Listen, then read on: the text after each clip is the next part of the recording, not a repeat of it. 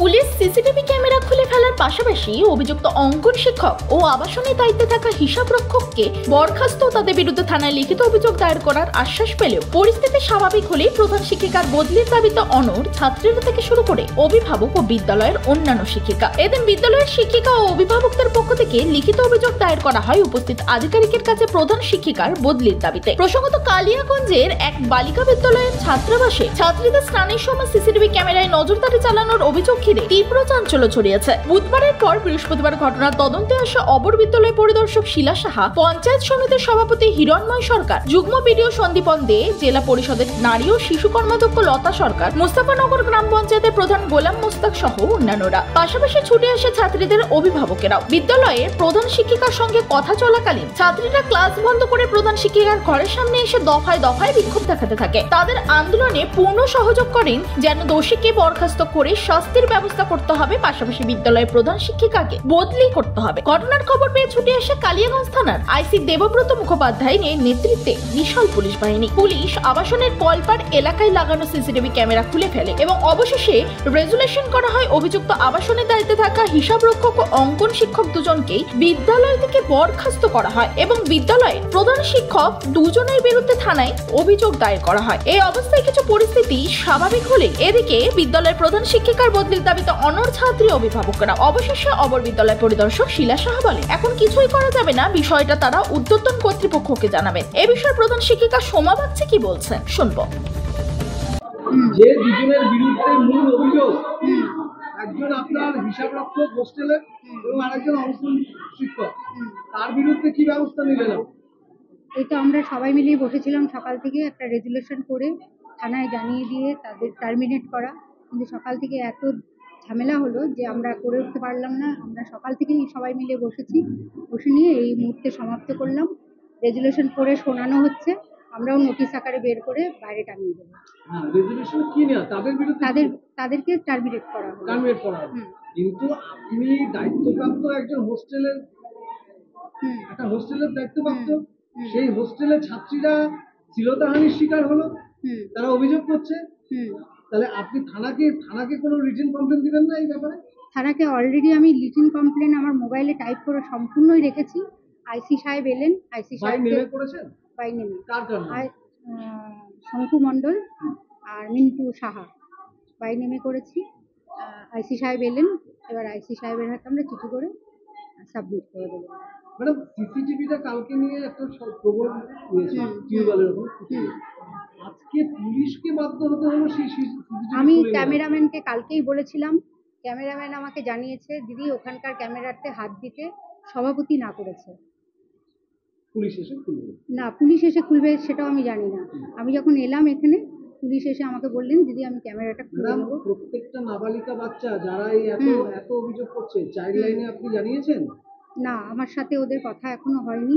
বিপুলকে আমি ফোন করেছিলাম, সম্ভবত বিপুল বলে একজন আছেন চাইল্ড লাইনে, তো ওর ফোন আমি কোনো রকমে পাইনি। এবার আমি ওদেরকেও জানাবো। 1098 আমাকে একটা ডিসিশন নিতে হবে। আমি একা এখানকার পরিচালনায় নই, আমাকে সবাইকে নিয়ে চলতে হবে। আমার কাছে জানিয়েছে কালকের থেকে বাপ্পা বাবু যে আমি কিন্তু আসছি। গতকাল রাত্রিবেলায় হোস্টেলে রাত্রি 12টার সময় ছাত্রীদেরকে খাওয়ানো হয়েছে বলে অভিযোগ। একটি বাচ্চা অসুস্থ হয়ে গিয়েছিল, সে হসপিটালে শুয়ে বলছে যে আমাকে জল খেতে দেওয়া হয়নি। এইটা আমি আপনাদের একটা কথা বলি। আমি আজকে একটা আমাদের যে আইসি সাহেব এসছেন, ওনার যে স্টাফরা এসছেন, ওনাদেরকে বলেছি যে এই অভিযোগটা জল খাওয়া নিয়ে হয়েছে, সেখান থেকে ক্যামেরাটা আপনি খুলে নিয়ে যাবেন। কারণ কালকে আমি 12:30 অবধি স্টাফদের কন্ট্যাক্টে ছিলাম, আমি নিজে ক্যামেরায় দেখেছি বাচ্চারা জল নিয়ে যাচ্ছে, খাবার নিচ্ছে। সুতরাং আপনি ওটাও খুলে নিয়ে যাবেন। খুলে নিয়ে গিয়ে যদি আপনি দেখতে পান একটি বাচ্চাও জল নেননি, তাহলে আপনি আমাকে বলবেন।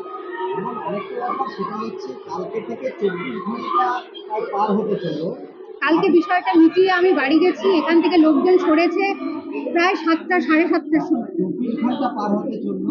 আমাকে এতক্ষণে না আজকে সকালবেলায় ডিসিশন নেওয়ার জন্য বসেছিলাম, কিন্তু সকাল থেকে এরকম একটা কেওয়াস হচ্ছে। আমরা ডিসিশনটা যে নেব, 4 জন লোক এসছে, তাদের কথা শুনছি, তারা যা সাজেশন দিল আমি তাই করলাম। কালকে এই ঘটনার পর একটা জৈনিক গৃহস্থার ঘটনার পর কেন কালকে হচ্ছে আপনারা এফআইআর করলেন না? হ্যাঁ, এবার 24 ঘন্টা কেন সময় লাগলো? এফআইআরটার কথা বলি। সময় দিলেন আপনি? না, আপনারা যদি বলেন আসামি যদি মানে ওর এগেনস্টে এফআইআর হলে আসামিকে ধরে নিয়ে আসার ব্যবস্থা আমি করব। আমি কাউকে সময় দিইনি, আর আমার স্টাফরাও আমি যতদূর তাহলে তাদের 24 ঘন্টা কেন সময় লাগলো আপনার? 24 ঘন্টা এখনো পর্যন্ত আমি বাইরে বলছি- হলো না আপনার তরফ থেকে? আমি বলছি, সেটাও বলছি। আমাকে সবাই মিলে ফোন করেছে, আমরা কালকে স্কুলে আসছি। বাপ্পাবাবু আমাকে ফোন করেছে, আমরা কালকে স্কুলে আসছি। আমি সবাইকে নিয়ে কাজটা করব, যা সবাই সাজেশন দেবে আমি সেই মতো করব। সবাই আমাকে সাজেশন দিল আপনি এইভাবে করুন আপনি কি কাজটা। সাজেশনের অপেক্ষায় বসে আছেন? না।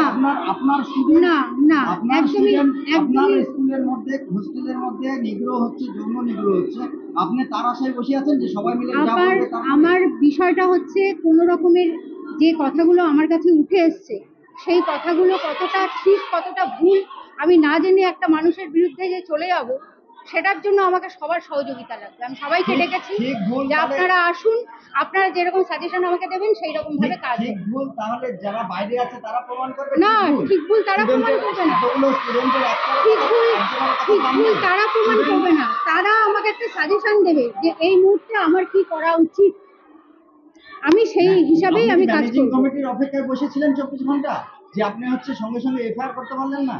না, এফআইআরটা আপনারা যেটা বলছেন সেটা আমার একার কাজ ছিল না।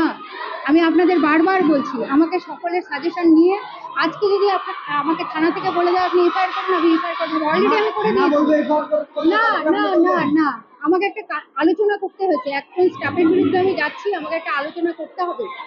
আমি উইদাউট আলোচনা করে কোনো কিছু করতে তাহলে পারবো সেই না। আলোচনাটা কালকেই কেন করা হলো না? সেই আলোচনাটা করার জন্য কালকে সব ম্যানেজিং কমিটিকে আমরা পাইনি, তারা কালকে অনেকেই বাইরে ব্যস্ত ছিল। সবাইকে না ডাকলে আমি তো কাউকে, আমি আর আমার প্রেসিডেন্ট মিলে বসে তো আমি করতে পারবো না। ম্যাডাম, এফআইআর করতে কে কে আপনাকে মানা করেছিল? মানে এই সাজেশনের ব্যাপার যে আছে, কে কে মানা করেছিল যে এফআইআর এখন করার দরকার নেই? না, আমার সাথে এফআইআর নিয়ে কোনো কথাই হয়নি কারো। তাহলে আমার সাথে কথা হয়েছে যে আমরা কালকে আপনার স্কুলে যাব, ব্যাপারটা দেখবো। কে বলেছিল? আমার সাথে বাপ্পাদাই কথা বলেছে, বাপ্পাদা আছে। আমি ওনাকে রাত্রি 12:30 প্রথমে বলেছিলাম কালকে আমি অফিসকে জানাবো। ঘটনার পরিপ্রেক্ষিতে আমি স্কুলে চলে এসেছি। স্কুলে আসার আগে আমি রাত 12:30টায় ওনাকে মেসেজ করেছি কাল আমি স্কুলে যাচ্ছি, আসুন। ম্যাডাম, আপনার বিরুদ্ধেও মানে ছাত্রীরা দাবি করছে যে হেড টিচাররা তারা পদত্যাগের দাবি করছে, যে তারা হ্যাঁ, হ্যাঁ, কি এবার বলবেন? এবার যদি আমার বিরুদ্ধে পদত্যাগের দাবি করে প্রশাসন যেটা ব্যবস্থা নেবে আমি মাথা পেতে নেব। ম্যাডাম, আপনার নিজস্ব কোনো অনুমতি নেই যে আমি এত বড় ঘটনা? না, আমার আজকে খুব অসুবিধা হচ্ছে ভাবতে যে আমি যাদের জন্য এত চেষ্টা করলাম কি করলাম, কিছুই করতে ম্যাডাম, পারলাম না। আপনার নিজের ব্যর্থতা মনে হচ্ছে না? একদম। ছাত্রীরা আপনাকে বলছে একদম তাহলে সেখানে ব্যর্থতা। প্রশাসনের কেন আপনি না, আমি ওয়েট করছি যে আমার এটা চাকরি, আমাকে প্রশাসনের তরফ থেকে যা বলা হবে আমি সেটাই করব। আপনার নিজস্ব কোনো চিন্তা নেই যে আমি ছাত্রীরা চাইছে আপনাকে? আগে আমাকে জিনিসটা ঠিক করতে হবে থেকে, আমাকে আগে জিনিসটা ঠিক করতে হবে, কোথায় ক্যামেরা নেই, কোথায় কি আছে না আছে, কোথায় ক্যামেরা খুলতে হবে, আমি সবটা ঠিক করবো। প্রশাসন যা করবে তারপরে আমি মাথা আজকে আপনার ওই দুইজন টিচার এসেছেন স্কুলে? না, আমি তো ওনার কাছ থেকে কালকেই রেজিস্ট্রেশন নিয়ে নিয়েছি। আর যে হচ্ছে অ্যাকাউন্টে তার কাছ থেকে আমি কালকে তাহলে কার অলরেডি, পরামর্শে আপনি রেজিগনেশন নিলেন? আর ও নিজে দিয়ে গেছে। দিয়ে গেছে? হ্যাঁ, দিয়ে গেছে, আমি অ্যাকসেপ্ট করেছি। কি বলেছেন? হ্যাঁ, ওনার বক্তব্য যে আমি এত ভালো করে কাজটা চালানোর চেষ্টা করলাম, এবার আমার বিরুদ্ধে যখন এরকম ধরনের একটা করেছে, এখানে আমি আর কাজ করতে চাই সেটা না। কে দিয়েছে? অ্যাকাউন্টেন্ট নিজে দিয়েছে। আর মিন্টু সাহা যার কথা বলছেন আর্ট টিচার, তার সাথে আমার কোনো যোগাযোগ হয়নি, কোনো কথা হয়নি। ঠিক আছে? ঠিক আছে, থ্যাংক ইউ। পাশাপাশি অপর বিদ্যালয় পরিদর্শক শিলা সাহা কি বলছেন শুনে নেব।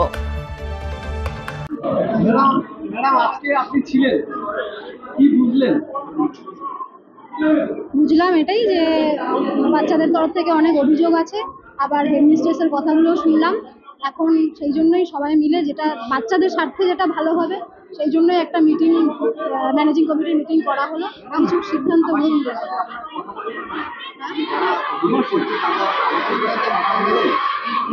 তাদের সাথে কথা বললাম কি না? হ্যাঁ, কথা বললাম, তাদের অভিযোগ শুনলাম। এবার বাচ্চাদের অভিযোগ, সেটাকে অবশ্যই আমাদের মানে মানে এমপ্যাথি সহকারে সহানুভূতিশীল হয়ে দেখতে হবে। বাচ্চাদের স্বার্থটাই তো আমাদের স্কুলের স্বার্থ, আমাদের সকলের স্বার্থ। ম্যাডাম, সেই সেখানে জন্যই বারবার করে হেডমিস্ট্রেস এবং কতিপয় দুজন শিক্ষাকর্মীর বিরুদ্ধে এরকম একটা অভিযোগ উঠছে। এবার দেখুন, এই সার্কেল অ্যাকচুয়ালি কালিয়াগঞ্জ 1 সার্কেলে পড়ে। এবার আমি আজকের থেকেই আমি এই সার্কেলের চার্জে আছি। এবার এর আগে ওনাদের বিরুদ্ধে কোনো অভিযোগ হয়েছিল কিনা এই ব্যাপারে আমার জানা নেই, তো সেটা আমি আজকেই জানতে পারলাম, মানে আজকের অভিযোগের ভিত্তিতে এইটুকুই জানতে পারলাম। এখন কালকে থেকে এই ঘটনাটা প্রকাশ্যে এসে অথচ ম্যাডাম আমাদের স্কুলের ম্যাম আর কি ডায়েরি পর্যন্ত করেনি কালকে, আজকেও এখনো পর্যন্ত ডায়েরি হয়নি, কি বলবেন? এই দুজনকে একটু বাঁচানোর চেষ্টা করা হচ্ছে ম্যাডাম।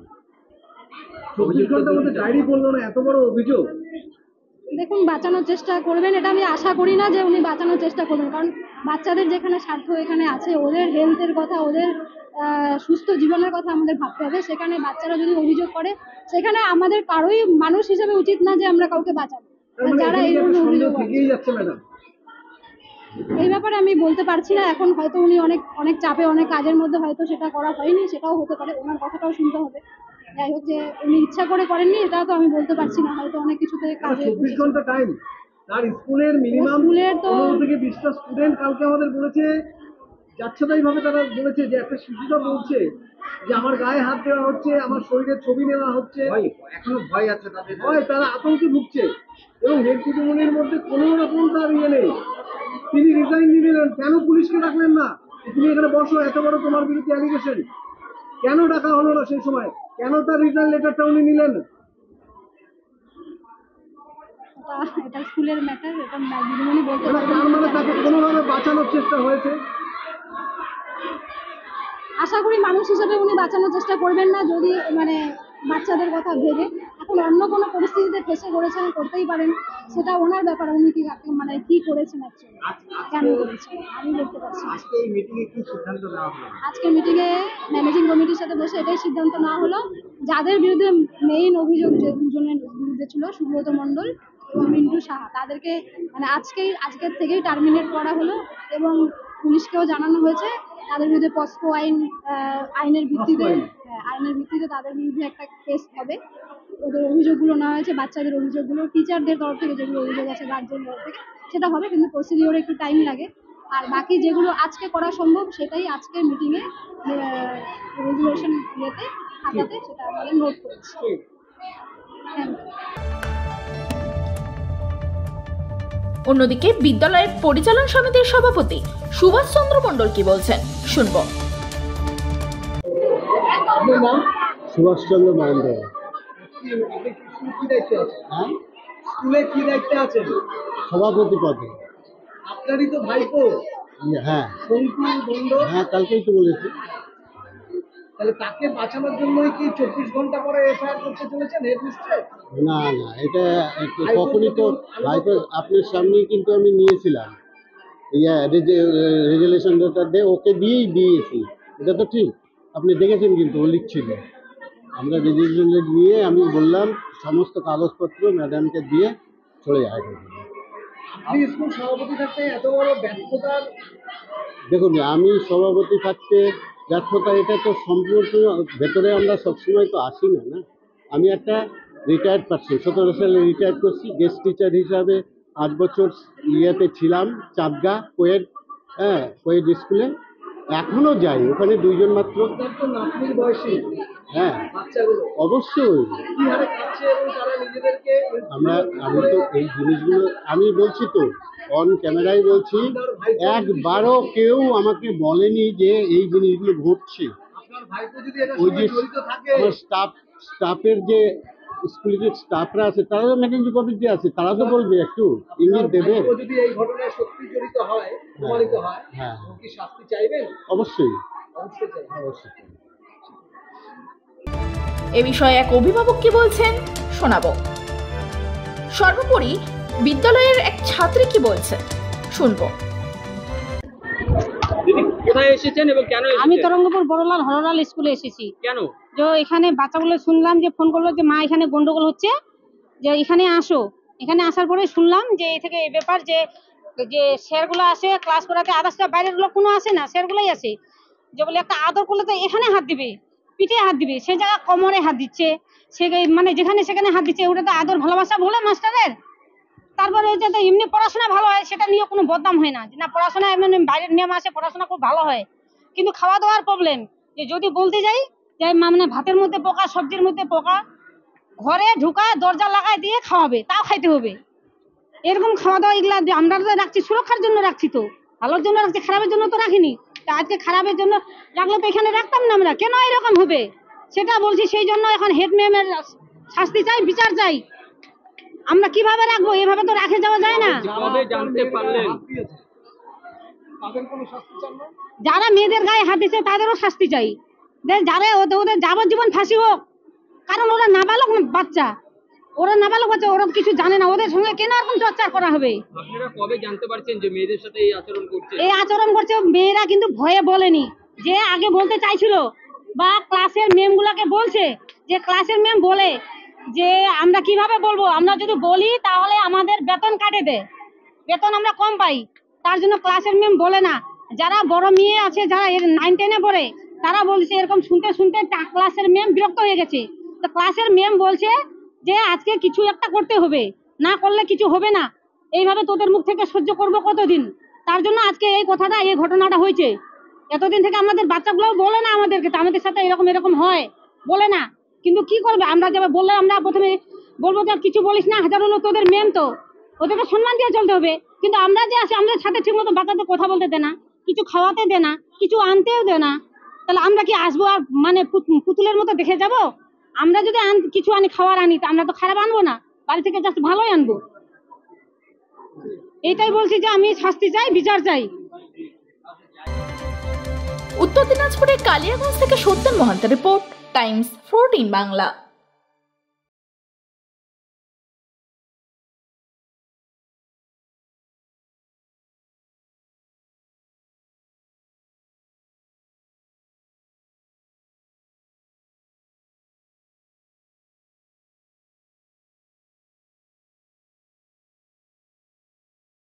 আপনি কি কিডনি রোগে ভুগছেন?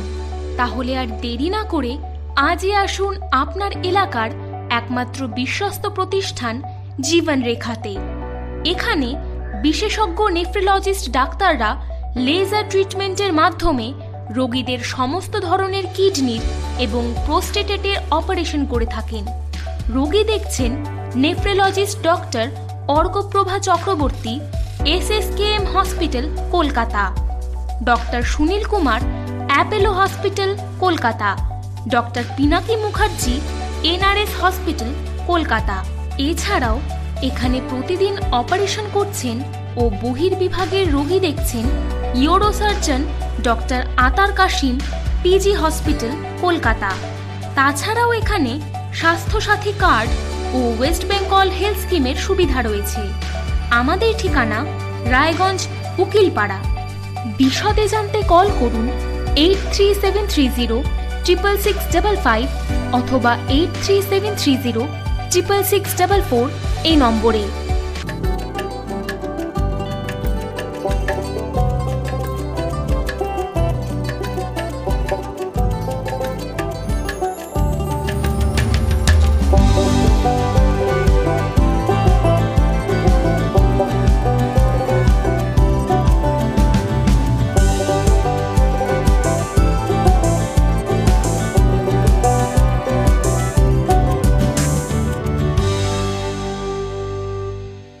আপনি কি চাকরি পরীক্ষার্থী? চাকরি পরীক্ষার বই খুঁজছেন? তাহলে আজই চলে আসুন সৌরভ বুক অ্যান্ড ম্যাগাজিন সেন্টারে। এখানে PSC, WBCS, bank, rail, ICDS, nursing, ANM এবং GNM সহ কেন্দ্রীয় ও রাজ্য সরকারি সকল চাকরির পরীক্ষার বই ও ম্যাগাজিন পাওয়া যায়। আমাদের ঠিকানা খড়িমোড়, মোহনবাটি, রায়গঞ্জ। বিস্তারিত জানতে যোগাযোগ করুন 9002904090 অথবা 9434347016।